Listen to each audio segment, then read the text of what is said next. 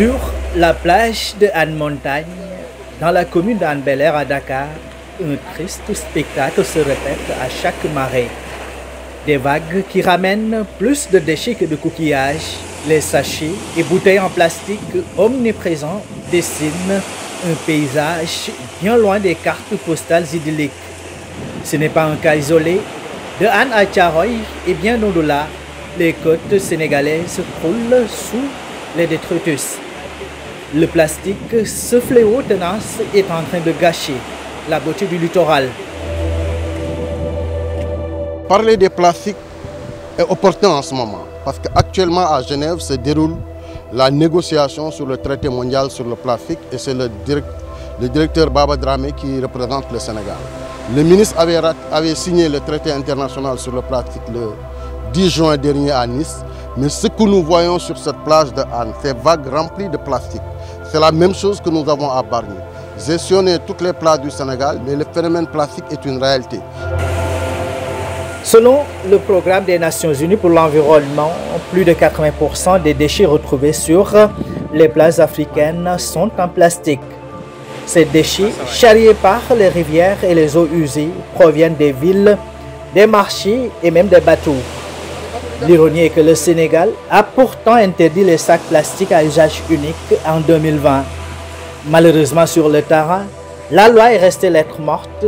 Le manque de contrôle et les vieilles habitudes, on l'a vu dur.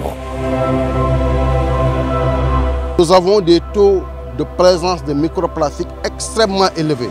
Et les plastiques qui sont ici, c'est les plastiques à usage unique. Malgré le décret 2020-04 du 8 mars 2020, nous continuons à utiliser les microplastiques. Et ces microplastiques s'effritent. On ne peut pas les réutiliser, ça s'effrite et disparaît. Été consommés par les poissons. Nous avons plein d'autres bouteilles, ce qu'on appelle les PET, les bouteilles dans lesquelles on met l'eau potable. Ces bouteilles sont en bordure de mer.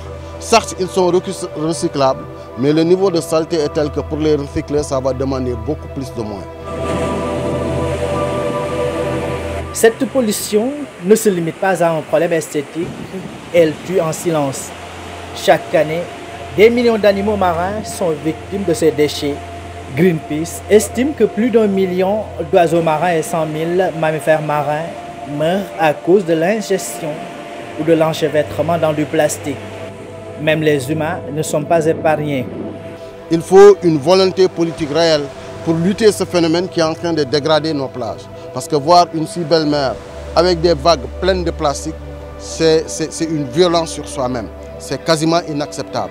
Et il est facile de lutter contre ces phénomènes avec un ramassage régulier de ces déchets plastiques, avec une possibilité de laisser tomber les déchets plastiques comme les pays d'Afrique de l'Est. Le Sénégal peut, avec des mesures précises et une incitation au niveau des industriels, une sensibilisation au niveau des communautés, abandonner ces déchets plastiques qui rendent très laides nos plages et menacent notre santé parce qu'une fois devenu microplastique, ça peut revenir dans la chaîne alimentaire et générer des cancers au niveau des humains. Avec ses 700 km de côte, le Sénégal est particulièrement exposé à ce désastre écologique qui menace sa riche biodiversité et son patrimoine naturel.